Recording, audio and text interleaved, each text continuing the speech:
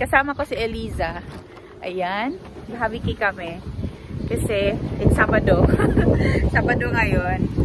So, habiki tayo. And si Carlos hindi namin kasama kasi nakapag-habiki na siya ng isang araw. Today ang off mo. Today ka no? Saka Sunday ang off. Oh, today saka Sunday ang off ni Eliza. Bukas mag-ano tayo, strawberry picking. Oh, sige, sige. Bukas strawberry picking kami. Pero ngayon mag-habiki muna kami guys. Na natin ano mabibili natin today for 10 euros. Namimigay sila ng chocolates guys, dalawang tsokolate sabi ko kay Elisa. Diba 2 something yun? 2 euro mahigit yung isang tsokolate. So dalawa, 5 euro na. Di, bawi na kami. Kung sa tsokolate pala, kalahati na sa budget. Tapos may mga tinapay pa sobrang dami today as in.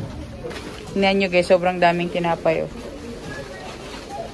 Ay, ito oh, pang burger Elisa oh. Ayan, oh. Kuha po. Hindi, may tinapay ako doon. May tinapay ka pa? Ay, kunin ko to Wasa na burger. Ang daming tinapay, oh. Yan yung mga saging doon, guys, sa dulo, oh. As much as you can lang. Pwedeng kunin doon banda. Yan na, guys. So, 2 bags. Ang daming mushroom. Nakuha ka na maraming mushroom? Punta tayo dito sa eye care guys kasi hindi pa to napuntahan ni Elisa. So first time niya dito. Ukay, ukay. Ang ganda ng ukay, ukay. Oh. Ang ganda ng mga dresses nila. Naghahanap ako ng puti na t-shirt.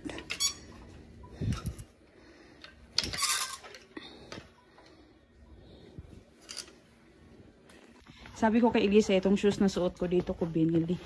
80 euro. Dapat kay Carlo to eh, hindi kasya sa kanya. Sabi ko, may pink man yan. Yan o. Ba, nindot? Dito yun eh. Galing si Carlo mamili ng ano. Sinukat din to ni Carlo oh. Sinukat niya rin to oh. Maganda yung napili niya nun. Yung isa dati? Oo. Marami sila ditong sale. Or mga mura lang din talaga siya. Mga sapatos ba? Ayan guys, so nakakita na si Elisa ng shorts guys. Walang malaki dyan. Size 40. Size 40 ako pag mga ganyan eh. Mga shorts. Mura lang diba? Mas maganda pa. Tag 2 euros lang mahigit. Ito gusto ko yung ganito. Baka kasya to sa akin. Dapat kung size 40 to, bibilhin ko to. Ito 30. Ano size nito? Ito may Shorts. Yung pick shorts oh yun. Yan oh. Yung isa. Yun oh yung 380 yung may gisi-gisi ba? May punit-punit. Dami na nakuha ni Lisa. Nakuha ko ng 2 guys, maitim. Yung isang brand is Mango. Yung isa is, I don't know anong brand. Yung basta itim guys, size 40 ako basta mga ganito pantalon. Kasi paano na yung mga bell-bell ko. Mga bell-bell. Ang daming dresses dito, Elisa. Bagay ito sa'yo, oh. Dapat nga may time pag nagawa ko. Balik tayo dito ulit next time. Balik tayo dito. Maghanap ka na ng dress mo, Day. Sa ano mo ba? Sa atinan mo sa September. May event ka sa September. Hanap ka ng dress. Pero babalik tayo. Mabalik tayo dito. Tingin ka mo na may time pa. 15 minutes pa, uy. Oh, 15 minutes pa. Ang dami okay guys. Natuwa din si Elisa. Walang plano. Wala talaga. Pag wala sa plano, natutuloy. No? Kaysa planuhin. Masaya ba nga yung mga walang plano? Oh, mas masaya ang walang plano. Paano yan? Ano yun sa buhay? Sa buhay kapag may plano? May plano, hindi rin natutuloy. Hindi natutuloy. Okay pa yung walang plano. Yan, o raincoat. Uy, yan o. Ayoko nang Maghanap ka ng ano. Kailangan mo ng jacket na ano din, yung waterproof and windproof. Makita ito o yung mga ski na mga jacket. Maganda ito o. 980 lang o. Maganda ito. Windproof. Ito, ice pick. Ice pick. Size 38. ito. Yan, maganda din yan. Na-excite si Elisa. Tatanggap na raw siya ng bisita. Kasi bago na yung magiging apartment nila or bahay nila. Bigyan mo na ako ng table. Yung sa kusina. Di ba meron ka bang table? Ang laki yung tapang. So bibili ito sa ukay-ukay. Napakasuot mo yun. Yung mga curtains. Palitan mo yung kurtina mo yung parang sako. Bibili ka ng kurtina na ganyan, oh. Kaya ako dito ng kusina. No, di ba? Maganda, di ba, no? Marami dito, sa ukay-ukay ka lang. Parang sana i-blinds yung sa harap doon. Pwede naman. Makakabili tayo ng blinds. Oo, blinds mo ng sa harap. Sa harap i-blinds. Tapos merong carpet na binigay sa church. Bibigay ko yun sa inyo or sa'yo or kay Carlos. Sabi ko sinong may gusto nun. Dalawa yun eh. Kasi kung magkurtina. Ito maganda to na kurtina puti. Doon sa harap mo makapal. Oo, pwede. Yan oh, maganda yung ganyan. Yung binigay ni Krista, ano ko yung ayaw ko yan. Pero ano lang yung option na. Pero mo siya ipagitna. Oo, okay ba? Yo, maganda gani yan. Magkano yan? Saan bang price? Doon sa baba. Walang mga planong mag-ukay-ukay guys. Nakapag-ukay-ukay natuloy kami ni Elisa. Dami na naming napamili. Namimili pa siya doon. Kasi masaya talaga mag-ukay-ukay guys kapag meron kasama. Kasi meron ka mapipili. Pero kung ako lang maisa, ay nako. Papasok lang ako tsaka lalabas. Uy, ito Elisa, oh may tag pa. Ano yan? 7. Tag 39 euros. Pink na pink. Pink na pink. Ayaw. Yeah. We are finished. Kitos. Close na sila guys kasi 3 o'clock ito 4 o'clock kapag Sabado. Mag-ano na. 4 minutes na lang. Kaya bayad na tayo. Hindi pa tayo uuwi. Punta muna tayo dito sa tama ng lahat guys kasi hindi pa ito napuntahan ni Elisa. So first time niya dito. Sayang hindi kasama si Carlos pero bahala siya. Duty siya. Dapat morning siya today. Nagpa-ilta-ilta siya. Nagpapalit siya ng schedule. Nagpapalit siya. Ay, sabi, natuwa pa naman ako na morning siya kasi pwede siya isabay after. Nagpa-ilta-ilta siya. Pahapon siya kaya. Kami na lang. Maraming tao dito ngayon guys kasi Ironman dito sa Finland ngayon or yung Ironman is the triathlon. Yeah, that's swimming, bicycling and running. May event dito kaya yung ibang places is closed din talaga kaya naglakad na lang kami.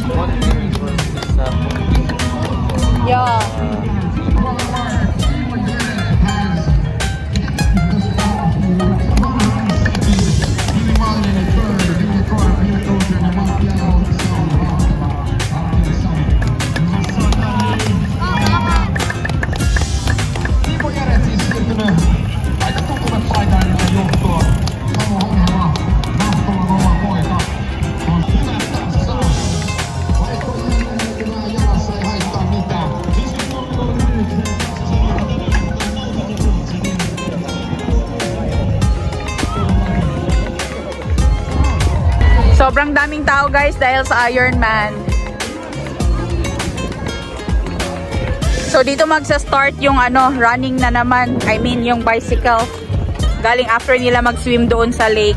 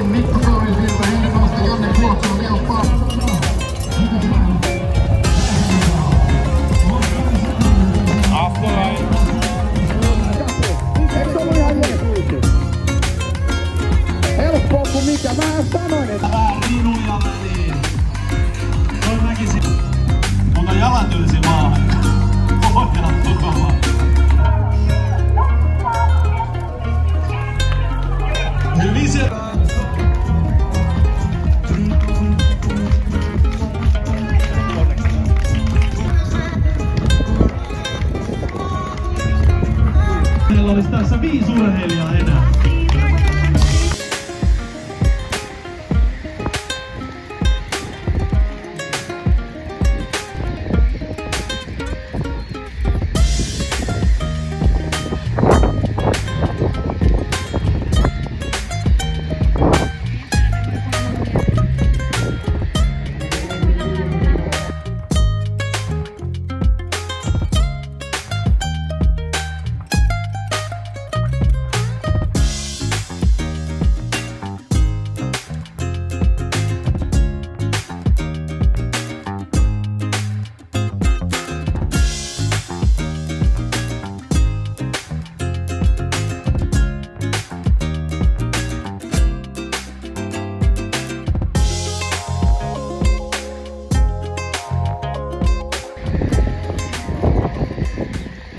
Easy yung ginagawa nila guys tong triathlon na to kasi yung Finnish water malamig yan, kahit pa summer dito malamig pa rin yung tubig, about 20. Kailangan talaga ng lakas ng katawan talaga yan. Tapos meron silang mga medics dito na nakaantabay para kung if ever man may mangyari, andyan sila, mare-rescue nila agad-agad. Kasi takbo, bicycle, langoy, hirap yung ginagawa nila, hindi madali. Take a breath, it's summer, summer. Smell the perfume in the air. Loving how the days are longer. Sit out on the porch, dear. Tea is sweet like smiles on faces. Water's warm, so jump right in. In the pastures, horses race and breezes blow on your skin. Make it last as long as you can. Make the sunlight your best friend. Sleep with windows open and then begin again. Tapos nakita niya, tapos bumalik siya sa kwarto.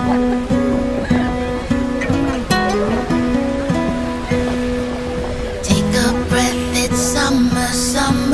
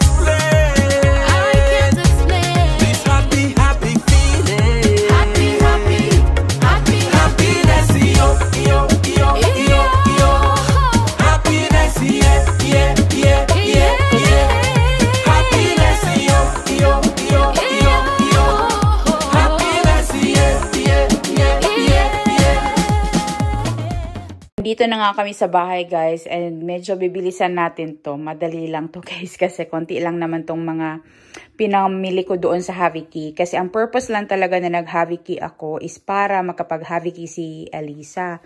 So yung mga kinuha ko is yung mga wala lang din talaga kami sa bahay and yung mga sa tingin ko is kailangan namin and pwede namin mapakinabangan. So maraming pagkain doon guys kaso lang yung iba is hindi namin gusto. Kaya nga sabi ni Elisa, ang sarap ng feeling na nakakapamili kami ng gusto namin and gusto namin matry galing doon sa Haviki. So yung mga pinanguha ko lang talaga is yung mga kulang namin kasi previous days nag-Haviki na rin ako kasama ko si Carlos tapos yung ako lang din mag-isa. Kaya marami pa rin talaga kaming stock sa ref namin and hindi na magkakasya kasi nga maliit lang yung ref namin guys. So, ito is yung mga, sa tingin ko, is mga pinakakailangan talaga namin and mabilis siyang maubos dito sa bahay. So, ito na lahat yung mga napamili ko today for worth 10 euros doon sa Haviki Ruaka. Hindi na ako kumuha ng ibang mga vegetables, guys, though marami doon. Like yung mga cabbage, mga ganyan. Hindi na ako kumuha kasi wala pa kong na paggagamitan nun. Baka next time na lang guys kapag magkaroon na kami ng space sa ref. Kaya din, isa sa reason na isa or dalawang beses lang ako nag-Haviki, madalas isang beses lang, is dahil wala kami mapaglagyan guys kasi nga yung ref namin is maliit. So isa-isahin natin to yung mga pinamili namin today for worth 10 euros doon sa Haviki Ruaka Paika. Bibilisan lang natin to kasi meron pa kaming lakad. So, simula tayo dito na start guys. So, kumuha ako ng mga light bread doon guys. Lalo na itong rustic burger bun. Ayan. Tapos, meron tayong hotdog buns. Tapos, yung mga sweet buns. Meron tayo. Ito yung favorite ko, yung Dallas Pula. Tapos, yung sandwich bread guys. Ayan, meron tayong dalawa niyan. Tapos, meron din tayong mga nakuha na naman ng mga fruits. Ito talaga yung mga inuna ko talaga na kunin. Kasi mga gamit namin siya for aming juicing. So, meron tayong mga bananas guys. Yung mga kinuha ko na banana, pinili ko yan guys. Yung mga gahion lang lahat.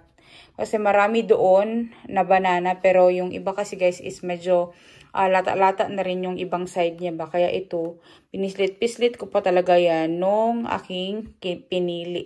Kung gahion ba or dili. Pero yan, ito magaganda ito lahat na bananas na napili ko. And meron tayo dito mga citrus fruits and apples. Ayan. Binigyan din pala ako doon ng coffee guys. And kumuha ako ng isang gatas lang. Though pwedeng kumuha ng 4 yata or 2 gatas.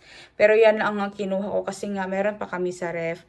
And yung whipping cream isa lang din. Pero marami akong kinuhang mushrooms. Elisa din maraming kinuhang mushroom.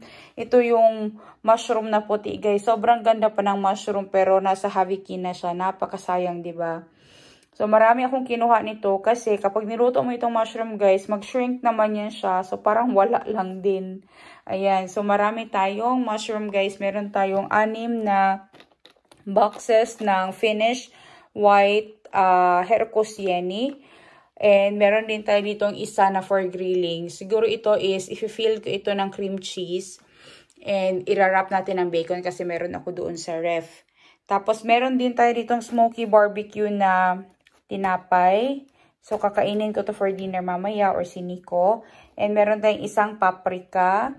Tapos meron tayo ditong mixed vegetables guys. Ito is ilalagay ko to sa freezer para magamit namin to kapag gagawa kami ng sabaw. Tapos meron tayo ditong hot dogs na ano ba to? Hilos. Ayan o. Ay, sausages pala ito guys na malalaki. Ayan o. Sobrang dami.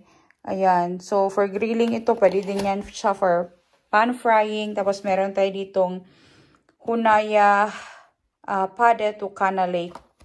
Okay? Or yung palaman sa tinapay guys. Ayan. So, chicken ito. And, meron din tayong grilitaso na ano ba ito? Lactose free. And, basta karne man siguro ito guys. Di ko alam. Parang di pa ako nakatikim nito. Ano ba to siya?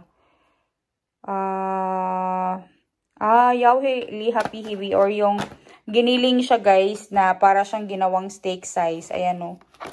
So, giniling ito. So, meron tayo dito for pang-ulam natin. And, binigyan din ako doon ng 2 chocolate. Yan, Carl Fatzer. Si Eliza rin is meron siya nito. Tapos yung mga strawberries, guys. Actually, pwede kumuha ng 4 doon na strawberries. 3 lang ang kinuha ko kasi nga, yung iba, guys, is hindi na rin ganun kakagandahan. Kasi mabilis kasi ito malamog. So, ito is, andun siya sa Haviki, guys. Kasi tingnan nyo yung isang piraso doon sa loob. Ayan o, nag-mold na siya. So, tatanggalin ko lang yan, guys. And, yung the rest of it is super goods pa talaga. Ganun naman kasi talaga dito kapag sa isang packaging, sobrang mahirap buksan. Sa isang packaging, guys, yung ibang piraso nun is hindi na maganda. Yung buong packaging na yan, yan ang itatapon na yan. Like ito yun ang sira. Kunin natin yan. Tapos yung iba dyan, ayan o. Ibang piraso, sira na. So, itatapon na natin yan, guys. Pipilian natin, of course. Kasi itong mga berries, guys, mabilis itong malamog. Mabilis siyang masira. Ayan, so meron tayong 3 boxes. Pero some of it sa loob niyan is hindi na rin kagandahan. Hindi naman natin pwedeng ipilit, guys, na, okay pa yan, pagtsagaan natin. Hindi na, guys. Kasi ito naman is, marami din kaming mabibili nito sa Haviki kapag nagpunta kami ulit doon. Kaya, hindi natin na yan. Hindi na magkain tayo na may molds, oy. Tapos, meron ako mga herbs dito. Meron tayong parsley, dill, and itong thyme, timyami. Ayan. So, yan lang lahat, guys, yung mga napamili ko today doon sa Haviki Ruaka. Hindi talaga ako kumuha ng marami kasi nga hindi na magkakasya dyan sa aming ref, guys. Doon si Eliza, sobrang dami niyang kinuha ng mga tinapay din. But we always make sure na kumukuha lang din talaga kami kung ano yung mga gagamitin namin or magagamit namin or mga gusto naming itry. Kasi naman, sayang naman kung kukuha kami, tapos pagdating dito is itatapon ko lang. Mapupuno agad yung basurahan namin, guys. And alam nyo naman na yung basurahan namin dito is meron niyang bayad. So, we really try to segregate everything. Inayos namin yung mga basura namin para hindi kami makabayad ng malaki sa aming basurahan. So, yan, guys, yung mga napamili ko today. And I'm pretty sure yung mga berries na yan and yung fruits is mauubos yan mabilis dito sa bahay. Kasi itong mga fruits, gagamitin ko yan for juicing. Tapos itong mga berries, guys, lalo na siya, guys. Mawala na siya diretso. So, yung ibang mga karne nito, guys, is ilalagay ko to sa freezer para hindi siya agad-agad masira. And magamit namin in couple of days. So, yung ginagawa talaga namin, first in, first out. Kung ano yung unang nalagay, yun din talaga yung unang gagamitin para ma-save talaga din yung pagkain na hindi siya masayang.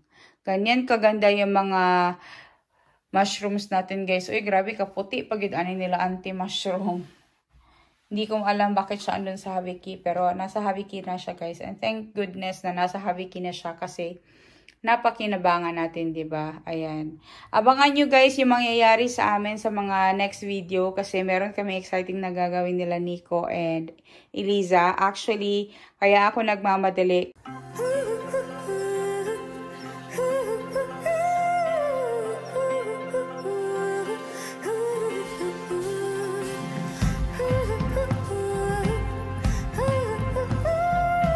Saan ka galing?